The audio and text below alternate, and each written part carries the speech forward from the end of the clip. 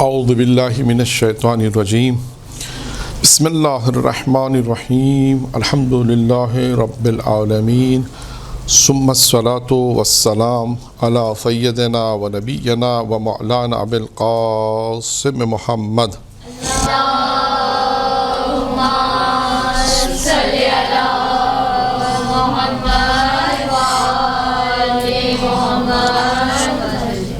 فلسفہ وضو اور نماز. یعنی کیا مطلب یہ ہے کہ دیکھیں اللہ نے انسان پر جو عبادات واجب قرار دی ہیں، جن میں ایک عبادت ہے آپ کی نماز عبادات میں سے ہے، واجبات میں سے ہے. ہم نماز پڑھتے ہیں اللہ کے حکم کے مطابق. نماز کے ارکان کیا کیا ہیں؟ پہلا ارکان کیا ہے؟ آپ جب قیام کے لیے کھڑی ہوئی تو پہلا قیام، لیکن قیام سے پہلے ہم کیا کہتے ہیں؟ اللہ اکبر. اس سے نماز ہماری شروع ہوتی ہے. یہ نماز، پھر اس کے بعد دیگر ارکان. اس ارکان سے پہلے، اس نماز سے پہلے ایک اور چیز ہے جو ہم انجام دیتے ہیں، اس کا کیا نام ہے؟ وضو. کیا نام ہے اس کا؟ وضو. اچھا، اب ہم وضو کرتے ہیں. وضو کے کیا کیا ارکان ہیں؟ وضو کے ارکان میں ہے ناک میں پانی ڈالنا، کلی کرنا، چہرے پہ پانی ڈالنا، ہاتھ پیر ڈالنا، سر کا مسح اور پاؤں کا مسح. ادھر آپ ادھر دیکھیں. اب ہم بیان کر رہے ہیں آپ کے سامنے فلسفہ وضو کو. یعنی اگر آپ نے، میرا خیال ہے اب تک جتنی مرتبہ بھی وضو کیا ہوگا، شاید یہ فلسفہ جو اب ایک امیر المومنین علیہ الصلوۃ والسلام کی روایت ہے،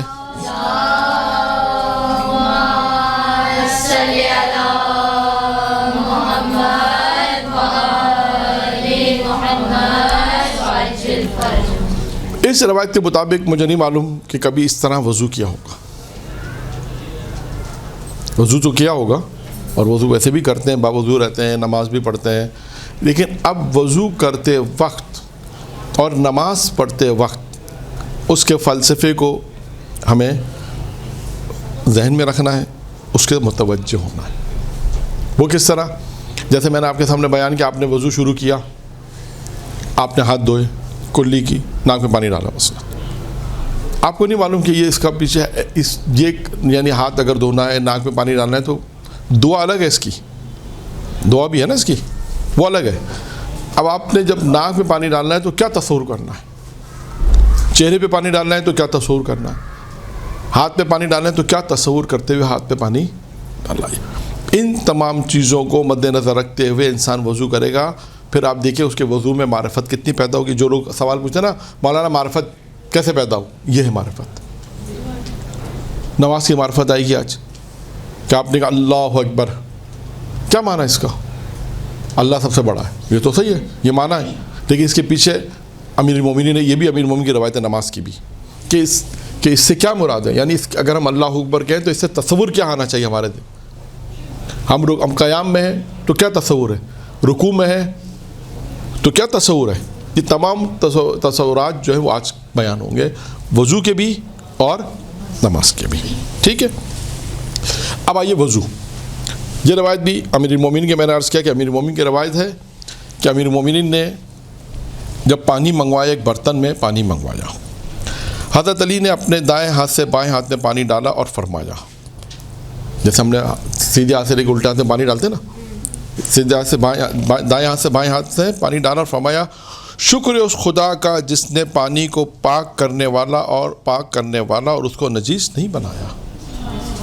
یعنی سب سے پہلا فلسفہ کیا ہوا؟ ہاتھ، جب آپ ہاتھ دھو رہے ہیں، فلسفہ ہاتھ دھونے کا نا، پانی آپ نے لے کے سیدھے ہاتھ سے الٹے ہاتھ پہ ڈالا، ہم نے ہاتھ دھوئے، تو اس وقت انسان کیا سوچے گا، کیا تصور کرے؟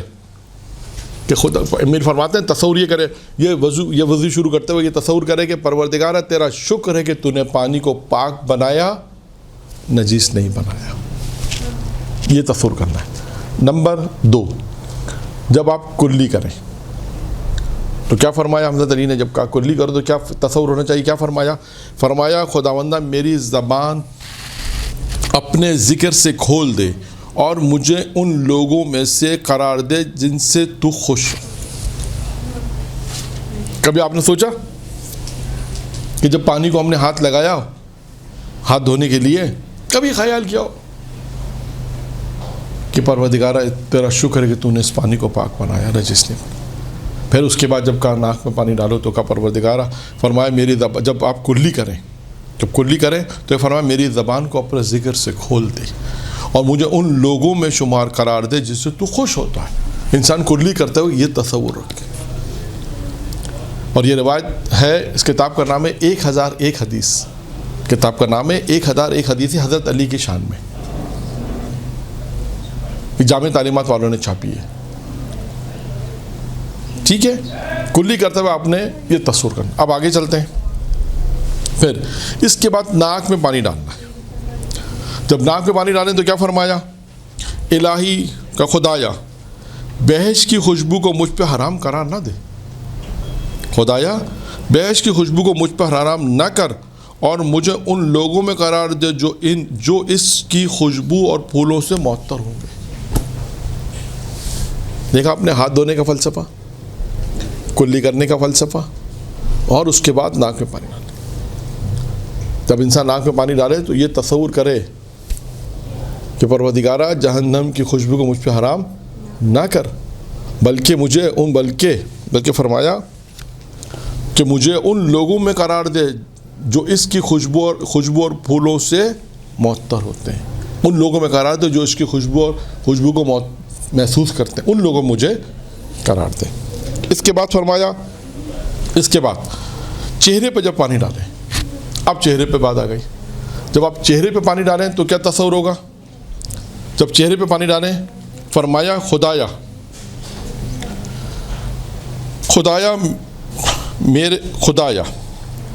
میرے چہرے کو اس دن نورانی بنا دے، میرے چہرے کو اس دن نورانی بنا دے جس دن چہرے سیاہ ہوں گے۔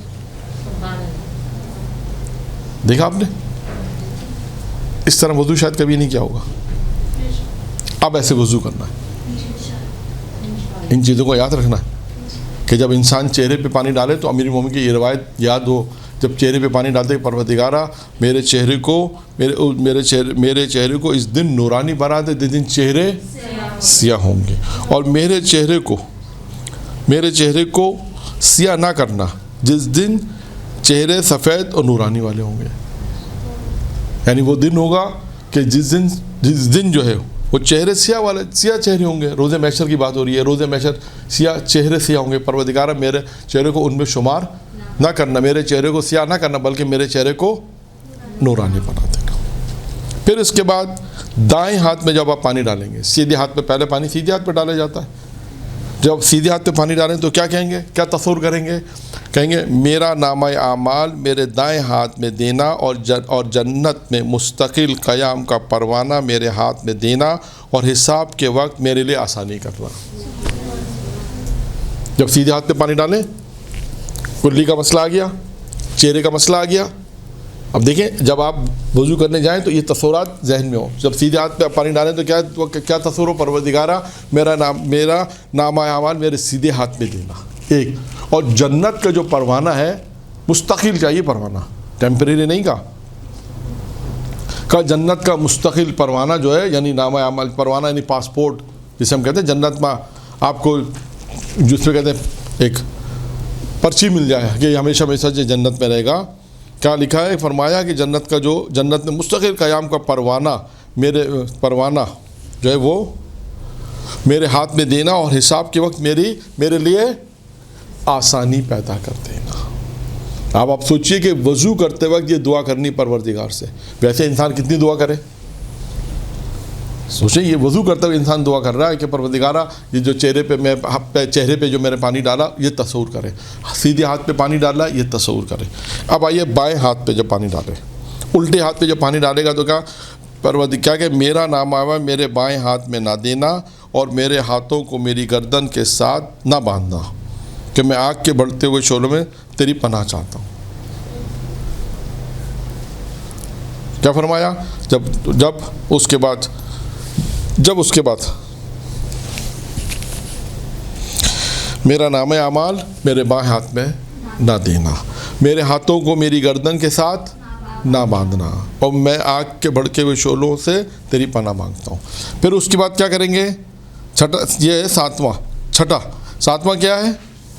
سر کا مسح۔ سر کے مسح جب کریں تو اس پر فرمایا خدایا مجھے اپنی رحمت اور برکتوں اور بخشش میں شامل کر۔ جب آپ سر کا مسح کریں تو کیا دعا کریں؟ پروردگار مجھے اپنی رحمت، برکتوں اور بخشش میں شامل کر۔ یہ انسان اس وقت دعا کرے، کوشش کرے کہ انشاءاللہ تعالیٰ یہ جو وضو کا طریقہ، جو فلسفہ وضو اور جو وضو کرتے وقت انسان اپنے ذہن میں رکھے، انشاءاللہ دعا کریں خداوندہ کہ آج کے بعد سے جب وضو کریں تو ان چیزوں کو اپنے ذہن میں رکھے اور معرفت مزید پیدا کرے۔ الہی آمین کسی نے نہیں کہا؟ ہاں ٹھیک ہے۔ اب کیا رہ گیا؟ پیر کا مسح۔ پیر کا مسح جب کریں فرمایا جس دن قدم ڈگمگائیں گے مجھے ثابت قدم رکھنا۔ جب پیر کا مسح کریں تو کیا کہیں؟ فرمایا جس دن قدم ڈگمگائیں گے مجھے ثابت قدم رکھنا، میری سعی اور کوشش ہر اس عمل میں قرار دینا جس میں تیری خوشنودی ہو۔ یہ فرمایا، دیکھا آپ نے، چہرے کے حساب سے، پہلے ہاتھ دھونے کے حساب سے، کلی کرنے کے حساب سے، ناک میں پانی ڈالنے کے حساب سے، چہرے پہ پانی ڈالنے کے حساب سے، سیدھے ہاتھ، الٹا ہاتھ، سر کا مسح اور پیر کا مسح۔ ان 8 موارد ہو گئے۔ جب انسان وضو کرے تو ان 8 موارد کو ذہن میں رکھتے ہوئے کہ یہ 8 موارد ہیں کہ انسان جب وضو کرے تو اس فلسفے کو ذہن میں رکھے، پھر دیکھے اس کی معرفت کتنی بڑھ جائے گی خدا کی طرف۔ جب وہ چہرے پہ پانی ڈالے گا تو تصور کرے گا خداوندہ اس چہرے کو روز سیاہ نہ کرنا بلکہ چہرے کو نورانی کرنا۔ سیدھے ہاتھ پہ پانی ڈالے تو کہ پروردگارہ میرے نعمہ اعمال میرے سیدھے ہاتھ میں دینا، مجھے مستقل پروانہ جنت کا دینا، اور میری حساب کا مجھے آسانی کرنا۔ اسی طرح الٹے ہاتھ کا فرما دیا کہ میرے نعمہ اعمال میرے الٹے ہاتھ میں مت دینا، اور میرے ہاتھوں کو میری گردن کے ساتھ نہ باندھنا کہ میں آگ کے شعلوں بھڑکتے ہوئے شعلوں سے تیری پناہ مانگتا ہوں۔ اب آئیے پیر کا مسح بھی فرما دیا۔ جب پیر کا مسح کر رہے تھے کیا فرمایا؟ جس دن قدم ڈگمگائیں گے اس دن مجھے ثابت قدم رکھنا، اور میری سعی یعنی کوشش کو ہر اس عمل میں قرار دینا جس میں تیری خوشنودی ہو۔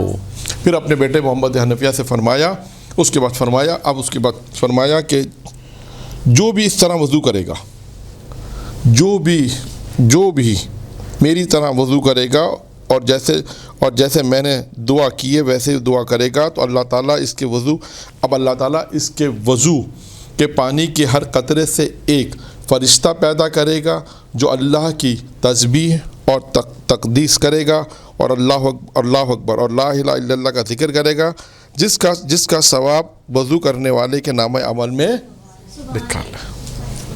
دیکھا آپ نے، صرف ایک وضو کے اندر کتنا فلسفہ موجود ہے، پوشیدہ ہے۔ اگر آپ صرف وضو کے فلسفے کو دیکھیں، آج اس روایت کو خاص قرار دیا اس موضوع کو کہ جب انسان وضو کرے تو اس طرح وضو کرے جیسے امیر المومنین نے روایت میں فرمایا، اور پھر یہ بھی فرمایا کہ جو اس طرح وضو کرے گا جیسے میں نے فرمایا ہے، یہ جو چیزیں اس طرح تصور کرے، جب ناک شروع کرے ہاتھ دھوئے تو کہ پروردگار تیرا شکر ہے تو نے پانی کو پاک بنایا، نجس نہیں بنا۔ اب یہاں سے دوبارہ بیان نہیں کروں میں، یہاں سے وہ جب پورا وضو مکمل کر لے تو امیر فرماتے ہیں کہ جب اس طرح وہ وضو کرے گا اور اس طرح جیسے میں نے بتایا اس طرح وضو کرے گا تو پروردگار عالم ایک فرشتے کو خلق کرے گا، اور جو اللہ کی تسبیح تقدیس کرے گا، اللہ اکبر لا الہ الا اللہ، اور پڑھے گا، اور اس کا ثواب وضو کرنے والے کے نامہ اعمال میں لکھا جائے گا۔ یہ ہو گیا آپ کا وضو اور اس کا فلسفہ کہہ لیجئے۔ اس وضو کرتے وقت انسان جو امیر المومنین نے جو فلسفہ بیان کیا ہے، احکام، یعنی انسان تصور کرے کہ وضو کر رہا ہے تو اس وقت کیا اس کے ذہن میں ہونا چاہیے۔ ایک درود پڑھیں محمد و آل محمد۔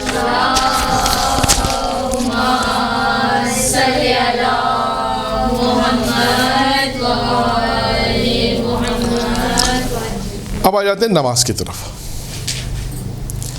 اب یہ جو روایت جو میں بیان کر رہا ہوں یہ میزان الحکمہ کہ جلد نمبر 4 یا 5 ہے، جلد نمبر نہیں لکھی ہوئی، یہاں پر نہیں لکھی ہوئی، جلد نمبر 5، میزان الحکمہ جلد نمبر 5 میں آپ نماز کے چیپٹر میں جائیں، جلد نمبر 5 نماز کے چیپٹر میں جائیں، وہاں پر آپ کو یہ روایت مل جائے گی کہ امیر المومنین، یہ بھی امیر المومنین کی روایت ہے، کہ انسان جب نماز پڑھ رہا ہے تو کس طرح وہ ان فلسفوں کو یاد رکھے گا، ان فلسفوں کو اپنے ذہن میں رکھے گا، تو وہ پھر معرفت اس کی بڑھتی جائے گی.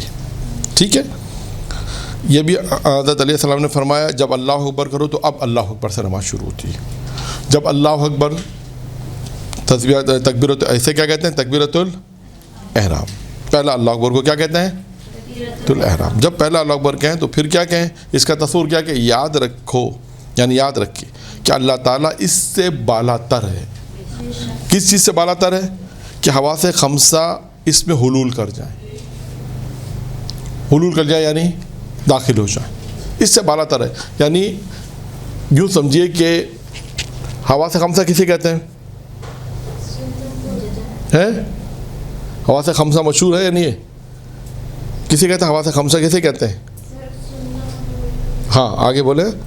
سننا بولنا نہیں، اسے یوں کہتے ہیں کہ لمس، ہاتھ سے لمس کرنا، کان سے سننا، ناک سے سونگنا، زبان سے چکھنا، اور کیا ہو گیا، آنکھ سے دیکھنا.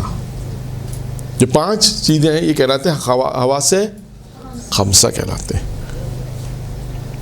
اب یہاں پر ایک واقعہ سنانا ضروری سمجھتا ہوں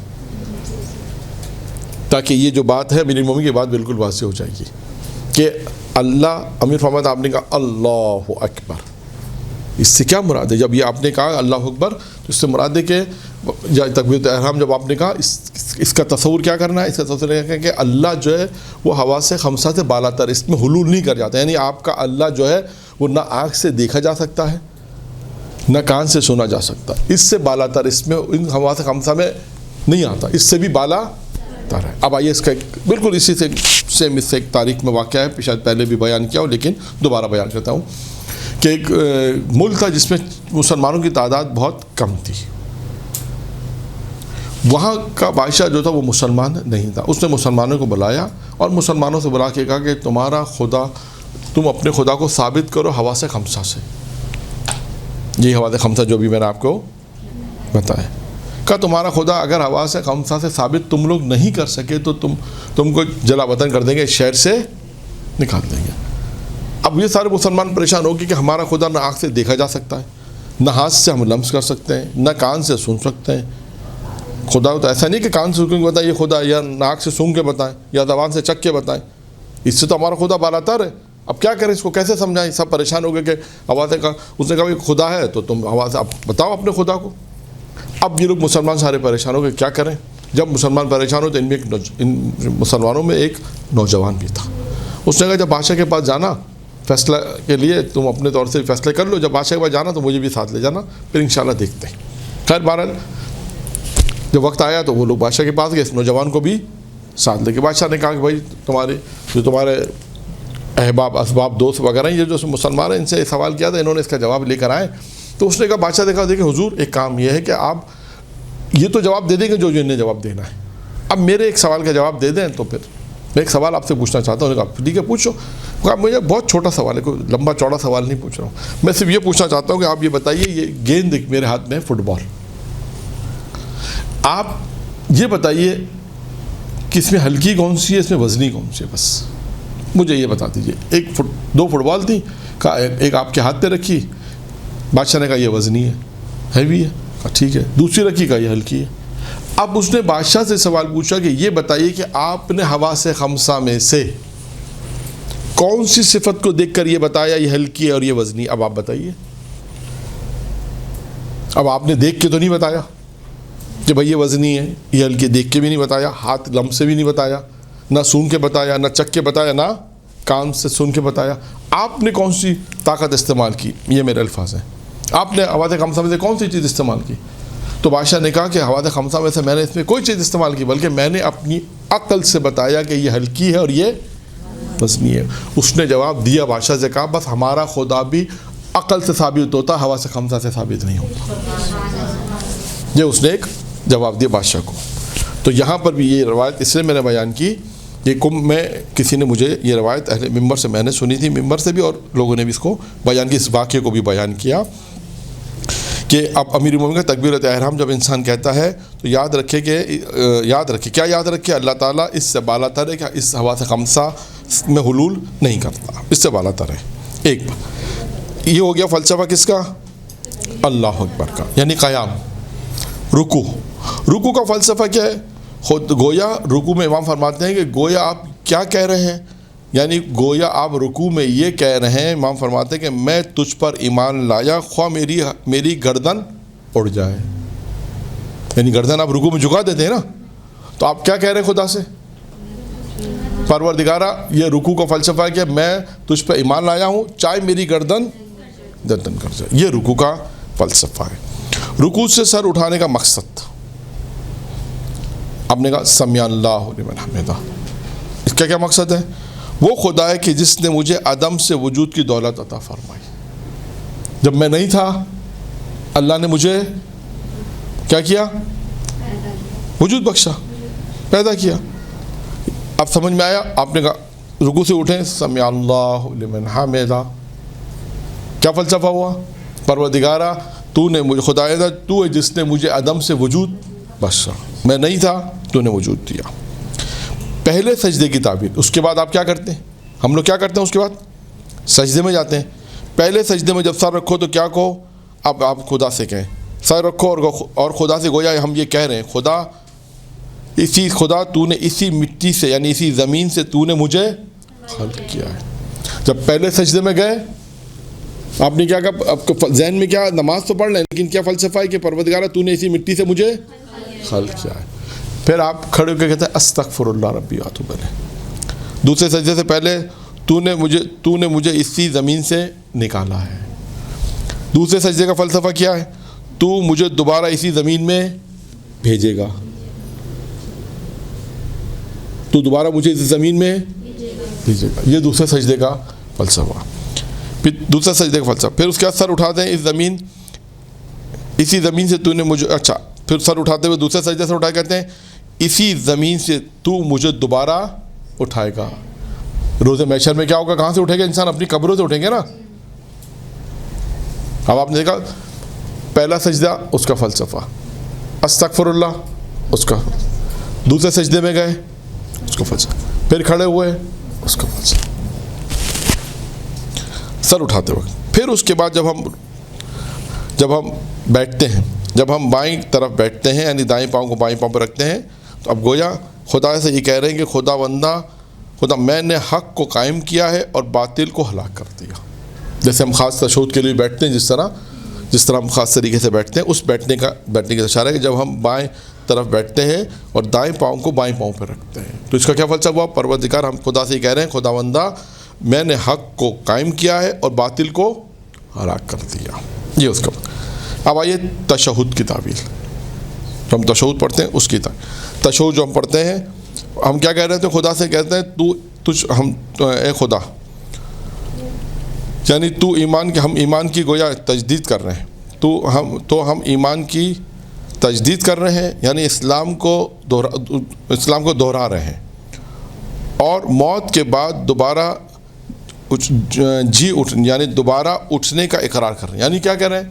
یعنی تشہد کی تعویل کہ جب ہم بیٹھ کے تشہد پڑھتے ہیں اشہد ان لا الہ الا اللہ، جب تشہد پڑھتے ہیں تو اس کی تعویل کیا ہے کہ گویا ہم ایمان کی تجدید کر رہے ہیں، تجدید ایمان، اور اسلام کو دہرا رہے ہیں، اسلام کی تکرار کر رہے ہیں، دہرا رہے ہیں، اور موت کے بعد دوبارہ اٹھنے کا اقرار کر رہے ہیں کہ تم گویا ہمیں موت کے دوبارہ تو ہمیں اٹھائے گا. ٹھیک ہے، بات واضح ہو گئی. سلام، اور اس کے بعد جب ہم سلام پڑھتے ہیں، ہاں سلام اول اور دوم، کیونکہ سلام آخر کا بھی فلسفہ ہے. ہاں سلام میں اول اور دوم. جب پہلا سلام پڑھنے کی تعویل یہ کہ ہم کہتے ہیں پروردگارہ کہ خداوندہ تیری بزرگی ہے، تیری بزرگی کو بیان کر رہے ہیں، اور ظالم اور ملحد لوگ جو بھی باتیں اس کے بارے میں بیان کرتے ہیں اس سے خدا کو بلند اور بالا مانتے ہیں. یعنی اب ہم جو پہلا اور دوسرا سلام پڑھتے ہیں اس کی تعویل کیا ہے؟ اس کی تعویل یہ ہے کہ ہم کہتے ہیں خداوند عالم تو بالا، بزرگ اور بالا ہے. پھر اس کے بعد کہتے ہیں یعنی یہ ہم گویا بیان کر رہے ہیں. پھر کہتے ہیں خدا ظالم اور ملحد لوگ، جو ظالم لوگ ہیں، جو ملحد لوگ ہیں، جو خدا کو نہیں مانتے، ملحد جو خدا کو نہیں مانتے اور جو خدا کے متعلق باتیں کرتے ہیں، ہم کہتے ہیں خدا ان سے بالا تر ہے. وہ جو خدا کے متعلق جو بھی ان کا عقیدہ ہے، ہم کہتے ہیں وہ جو خدا کے متعلق باتیں کرتے ہیں خدا ان سے بالا تر ہے. یہ ہو گیا پہلے 2 سلام کا فلسفہ. اب آئیے آخری سلام.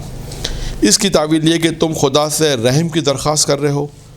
ہم خدا سے آخری سلام السلام علیکم ورحمۃ اللہ وبرکاتہ. اس کی تعویل یہ کہ تم خدا سے رحم کی درخواست کرتے ہو اور اس کے معنی یہ ہوتے ہیں کہ نماز تمہارے لیے قیامت تک کے لیے امان ہے. یہ گویا ہم جو نماز آخری ختم ہوگی نا، نماز سلام کا نماز ختم، امام فرماتے ہیں یہ جو آخری سلام ہے اس کا کیا فلسفہ ہے کہ ایک تو یہ کہ تم خدا سے رحم کی درخواست کرو، پروردگارہ ہم پر رحم فرما. ایک دوسرا اس کے معنی یہ ہوتے ہیں کہ نماز تمہارے لیے قیامت تک کے لیے امان ہے، یعنی یہ امن میں ہے، یعنی یہ نماز تمہارے لیے امن کا باعث بنے گی جو تم نے نماز پڑھی ہے. اس کے بعد آخر میں امام نے فرمایا، وہی جو وہاں پہ وضو کرنے کے بعد کیا فرمایا تھا امام نے، ایک فلسفہ دیا تھا کہ جس طرح میں نے وضو کیا ہے اس طرح اگر کوئی وضو کرے گا تو اس کی مت پروردگار ایک فرشتے کو خلق کرے گا، اور وہ جو عبادت کرے گا، اللہ اکبر کہے گا، لا الہ الا اللہ کہے گا، خدا کی تسبیح کرے گا، تحلیل کرے گا، اس کا ثواب کس کو ملے گا؟ وضو کرنے والے. اب یہاں پر بھی اس کے بعد امیر فرماتے ہیں یعنی اگر یہ فلسفہ پورا فلسفہ جو نماز کا بھی ہم نے بیان کیا اللہ اکبر سے لے کے آخری سلام تک جو بیان کیا امیر فرماتے ہیں، اس کے بعد امیر مومنین نے فرمایا جو شخص اپنی نماز کی اس قسم کی تعویل کو نہیں سمجھتا تو اس کی نماز ناقص ہے. قیام کا وہی ہے کہ اللہ اکبر، وہی ہے قیام، اللہ اکبر کا فلسفہ وہی قیام کا ہی ہے.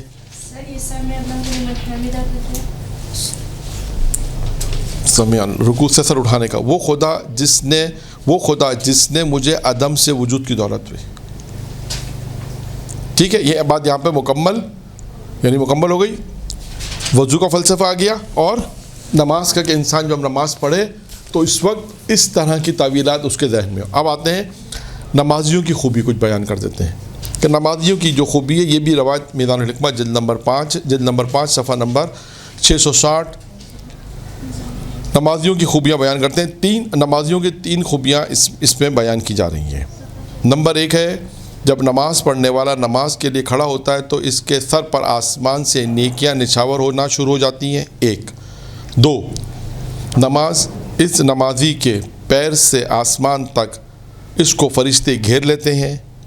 3 اسے ایک فرشتہ ندا دیتا ہے، اے نماز، اے نمازی ہے، اے نماز اگر تجھے معلوم ہو جائے، اے نمازی اگر تجھے معلوم ہو جائے کہ تیری اس مناجات کہ کس قدر فوائد اور اجر و ثواب ہے تو کبھی نماز سے باہر ہی نہ آئے گا. 3 فوائد نمازیوں کے. پہلا کیا ہے؟ جب نماز پڑھنے والا نماز پڑھتا کھڑا ہوتا ہے تو اس کے سر پر آسمان سے نیکیاں نچھاور ہو جاتی ہیں. 2 پیر سے آسمان تک اس کو فرشتے گھیر لیتے ہیں. تیسرا دیکھیں کتنا ہے کہ اس سے ایک فرشتہ ندا دیتا ہے، اے نمازی، اے نماز تجھے اگر یہ معلوم ہو جائے کہ تیری اس مناجات کے کس قدر فوائد اور ثواب و اجر ہے تو کبھی بھی نماز سے باہر نہیں آئے گا. تو کہے گا پروردگار میں نماز ہی پڑھتا رہوں، میں نماز ہی پڑھتا. اللہ نے اس کو اتنا اجر و ثواب اس نماز میں رکھا. اگر اس کو پتہ چل جائے کہ یہ نماز جو میں پڑھ رہا ہوں اس کا ثواب اتنا اجر و ثواب ہے، اس کی قدر یہ ہے، اس کی منزلت یہ، اس کا مقام یہ ہے، تو وہ نماز سے کبھی باہر ہی نہیں آئے گا. کہے گا بس میں نماز ہی پڑھتا رہوں. پھر اس کے بعد یہاں پر ایک اور روایت بھی ہے، یہ بھی روایت میدان کی روایت ہے. انہوں نے دونوں روایتیں بہار کے حوالے سے لکھی ہیں. 5 وقت کی نماز کی پابندی اختیار کرو. موصوف فرماتے ہیں کیونکہ قیامت کے دن اللہ تعالیٰ بندے کو جب بلائے گا اور اس سے سب سے پہلے سوال نماز کے بارے میں کرے گا. اگر پوری نمازیں پڑھی ہوں گی اور جواب مثبت میں ہوگا تو بہتر ہے، تو ٹھیک ہے، حالات بہتر ہو جائیں گے. مثبت میں جواب ہوا نمازیں پڑھی، ہاں پڑھی تو بہتر، اور ورنہ اسے جہنم میں دھکیل دیا جائے گا. یہ نمازیوں کی فضیلت کے متعلق ایک اور روایت. آئیے ایک اور دو روایتیں کہ نمازیوں دیکھیں نماز کی کتنی فضیلت بیان کی جا رہی ہے، نماز کے کتنے فوائد بیان کیے جا رہے ہیں. تاکہ ہم نے 3 موضوع رکھے تھے آج کے درس میں 3 موضوع. فلسفہ احکام وضو کہ اگر انسان وضو کرے تو کیا، پھر دوسرا نماز، تیسرا، نماز پڑھنے والے کی فضیلت اور نماز پڑھنے والے کی جو خوبیاں ہیں وہ بھی انسان کو پتہ ہوں، کیونکہ اب وقت نہیں ہے، ورنہ نماز نہ پڑھنے والے کے نقصانات بھی بیان کیے گئے۔ 15 نقصانات بیان کیے گئے ایک مقام پر، 3 دنیا کے ہیں، 3 قبر کے ہیں، 3 محشر کے ہیں، اس طرح 3 کر کے 5 مقامات کے 15 نقصانات بیان کیے گئے۔ جی دیکھیں گے جب کبھی ہوگی دوبارہ کلاس ہوگی تو پھر دیکھیں گے کون سا موضوع رکھتے ہیں۔ ابھی تو قیامت کے دن ایک اور روایت، قیامت کے دن سب سے پہلے بندے کے نامہ اعمال پہ نگاہ کی جائے گی، اگر اس میں نماز قبول ہوگی تو دوسرے اعمال کو دیکھا جائے گا، اگر نماز قبول نہ ہوئی تو دوسرے عمل کو بھی نظر انداز کر دیا جائے گا۔ یعنی پہلی نماز اگر نماز ہے، اور وہ نماز جو قبول والی نماز ہے، لکھا ہے کہ وہ نماز اگر قبول ہوئی، وہ نماز نامہ عمل بندے کے پہلے بندے کے نامہ عمل کو دیکھا جائے گا، اور اس نامہ اعمال میں بندے کے نامہ عمل کو دیکھا جائے گا، اور اس کے نامہ اعمال میں نماز ہے، اگر اس کی نماز قبول ہے تو دوسرے عمل کو دیکھا جائے گا، اگر نماز قبول نہ ہوئی تو دوسرے عمل کو بھی نظر انداز کر دیا جائے گا۔ ایک اور روایت، یہ بھی روایت پیغمبر سے، حضرت محمد مصطفیٰ صلی اللہ علیہ وآلہ وسلم سے،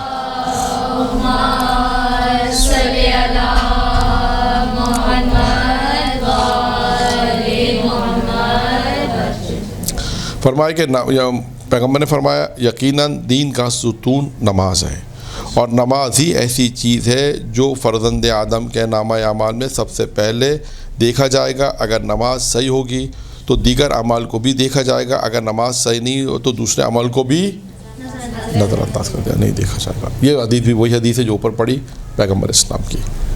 قیامت کے دن آپ سے اس سے پتہ چلتا ہے کہ انسان کی نماز کی اہمیت کتنی ہے، نماز کی فضیلت کتنی ہے، اور اسی طرح آپ ایک موضوع بنا سکتی ہیں، اسی کتاب میدان الحکمہ کو خوب مطالعہ کریں، جلد نمبر میں نے بتا دیا، اب موضوع بنائیں، خود بعض اوقات تو بنے ہوئے موضوع بھی ہیں، ورنہ آپ نماز قرآن کی نگاہ میں آیت، مختلف آیات کو لیں، موضوع بنائیں نماز کی اہمیت قرآن کی نگاہ میں، نماز کی فضیلت معصومین کی نگاہ میں، پھر نماز کے فوائد قرآن کی نگاہ میں، نماز کے فوائد معصومین کی نگاہ میں، ان فوائد کو بیان کریں کہ بھئی اگر نماز پڑھنے والے کے فوائد بعض روایتوں میں تو انہوں نے لکھ دیے ہیں، اگر کہیں پہ نہیں لکھے آپ ان 10 12 15 روایتوں کو جمع کریں، آپ 20 25 فوائد آرام سے آپ کو مل جائیں گے اسے۔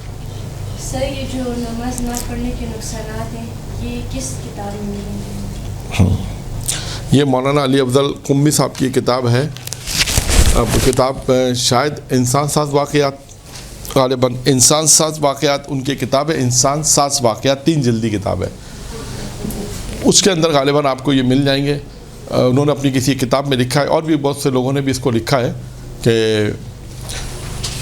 انسان کے نماز نہ پڑھنے کے جو نقصانات بیان کیے گئے ہیں وہ آپ کو ان کی کتاب میں مل جائیں گے، یا دوسرے غالباً اور فارسی کتاب میں تو بہت دیکھا میں نے، یہاں پہ بھی آپ کو شاید غالباً ہدیۃ الشیعہ میں بھی آپ کو یہ ڈھونڈنا پڑے گا، تھوڑا کتاب کا نام ہے ہدیۃ الشیعہ، وہاں پر بھی یہ آپ کو موضوع میں دیکھنا پڑے گا یہ کہاں پر ہوگا، کیونکہ کتاب 300-400 صفحوں کی کتاب ہے، 300 صفحوں کی، بہرحال کہیں نماز کا جو موضوع، کیونکہ یہ ہدیۃ الشیعہ وہ عددی ہے، 2 3 4 5 اس طرح عددی اس میں حدیثیں ہیں۔ اب یہ دیکھنا پڑے گا کہ اس میں نماز نہ پڑھنے کے جو ہو سکتا ہے 3 میں مل جائے، کیونکہ 3 چیزیں ہیں، تو آپ 3 میں اگر تلاش کریں گی تو ہو سکتا ہے وہاں پر آپ کو یہ مل جائے کہ نماز نہ پڑھنے کے جو نقصانات ہیں، پھر انہوں نے الگ کس طرح پیغمبر کے وہاں پہ روایت کو نقل کیا ہے۔ وآخر دعوانا الحمدللہ رب العالمین۔